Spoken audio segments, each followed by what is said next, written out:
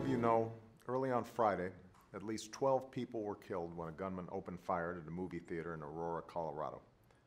Dozens more are being treated for injuries at local hospitals. Some of the victims are being treated at a children's hospital. We're still gathering all the facts about what happened, but we do know that the police have one suspect in custody. And the federal government stands ready to do everything necessary to bring whoever's responsible for this heinous crime to justice.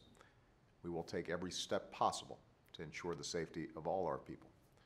And we will stand by our neighbors in Colorado during this extraordinarily difficult time. Even as we come to learn how this happened and who's responsible, we may never understand what leads anyone to terrorize their fellow human beings. Such evil is senseless, beyond reason. But while we will never know fully what causes someone to take the life of another, we do know what makes life worth living. The people we lost in Aurora loved and were loved.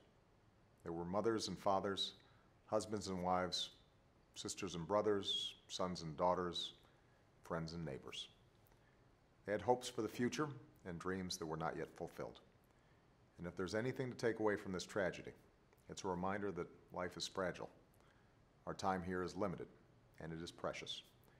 And what matters in the end are not the small and trivial things which so often consume our lives. It's how we choose to treat one another and love one another.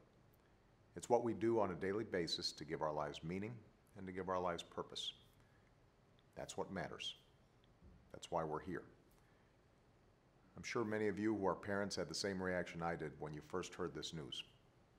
What if it had been my daughters at the theater, doing what young children enjoy doing every day? Michelle and I will be fortunate enough to hug our girls a little tighter this weekend, as I'm sure you will do with your children. But for those parents who may not be so fortunate, we need to embrace them and let them know we will be there for them as a nation. This weekend, I hope everyone takes some time for prayer and reflection, for the victims of this terrible tragedy, for the people who knew them and loved them, for those who are still struggling to recover, and for all the victims of less publicized acts of violence that plague our communities on a daily basis. Let's keep all these Americans in our prayers. And to the people of Aurora, may the Lord bring you comfort and healing in the hard days to come.